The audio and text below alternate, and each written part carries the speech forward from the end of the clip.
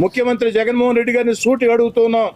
జగన్మోహన్ రెడ్డి గారు ఆనాడు కరోనా వేళ మద్యం షాపుల్లో ప్రభుత్వ ఉద్యోగులను పెట్టి మద్యం అందించారే, మద్యం అమ్మించారే. మరి సినిమా టికెట్ల కోసం ఎంఆర్ఓలు, ఆర్డీఓలు, విఆర్ఓలు నేరుగా సినిమా హాళ్ళకే వెళ్ళారే.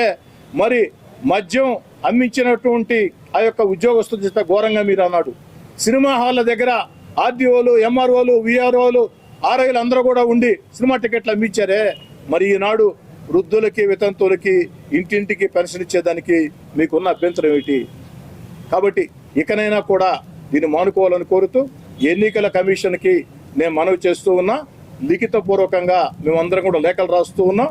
మే 1వ తారీఖున ఇచ్చే పెన్షన్లు ఇంటింటికి అందే విధంగా ఆ రాష్ట్ర ప్రభుత్వానికి ఆదేశాలు జారీ చేయాలని, ఈనాడు మీరు జారీ చేసిన ఆదేశాలను